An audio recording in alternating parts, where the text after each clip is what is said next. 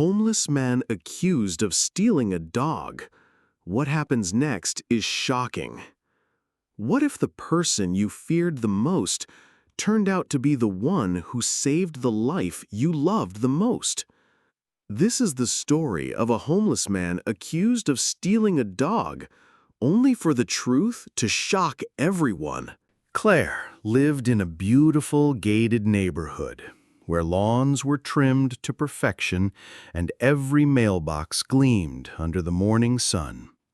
To her, life felt safe, predictable, and secure.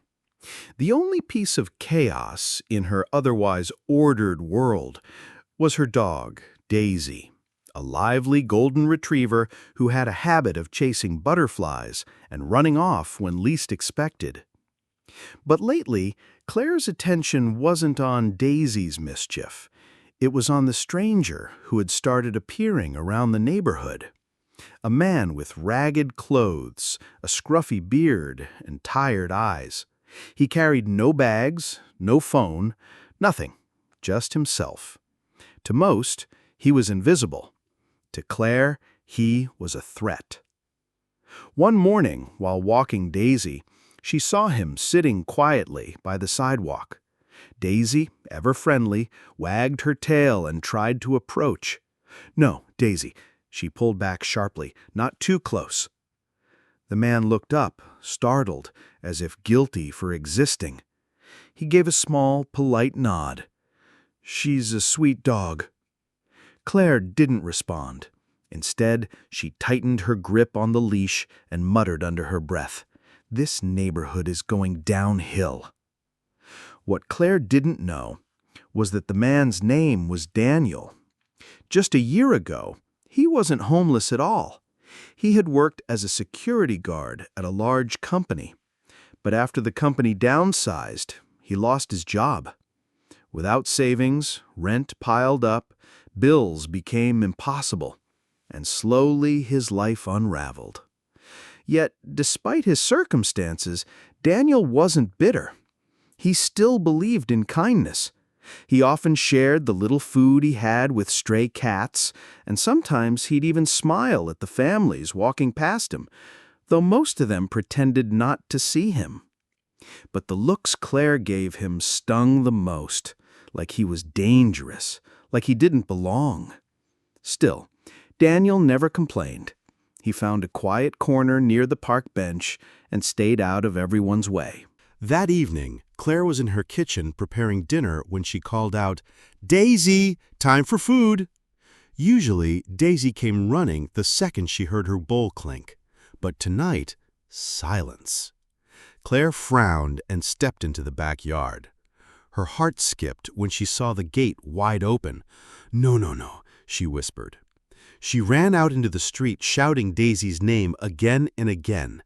Panic rose with each unanswered call. Finally, she spotted Daisy across the road wagging her tail, standing right next to Daniel. Claire's panic turned to fury. "There you are," Claire cried, rushing over. "Hey, that's my dog. Get away from her." Daniel raised his hands. "I didn't steal her. I saved her. She ran into the street. A car almost hit her." But Claire wasn't listening.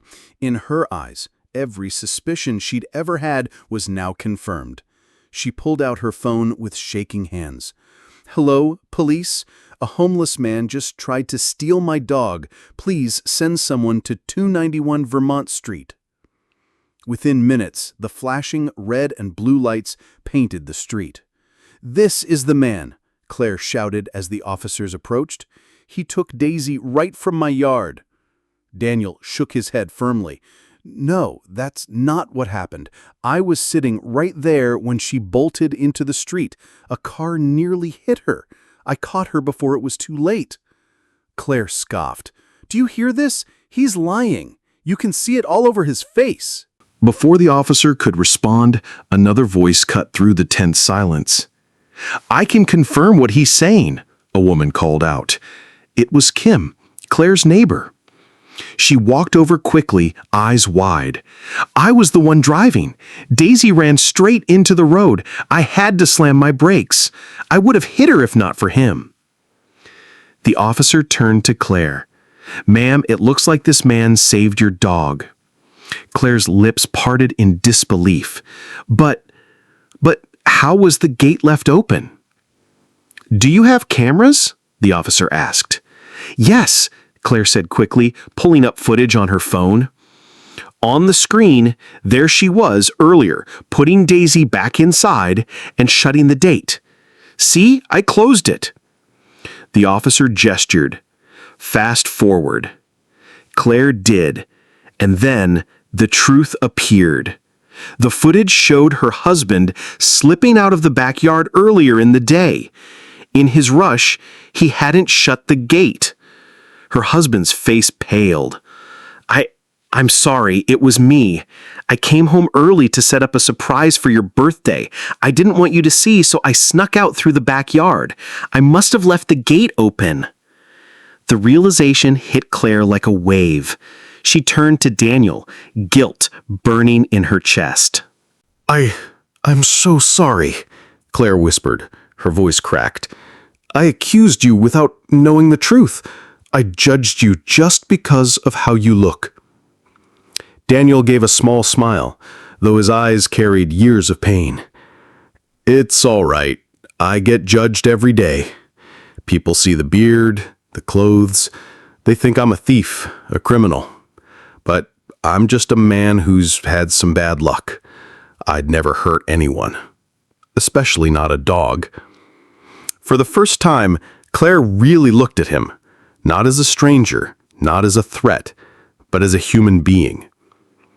That night, guilt gnawed at Claire and her husband. At dinner, Daisy curled beside them as usual, but Claire couldn't shake the image of Daniel walking away alone. "We can't leave it like this," she said softly. "He deserves better."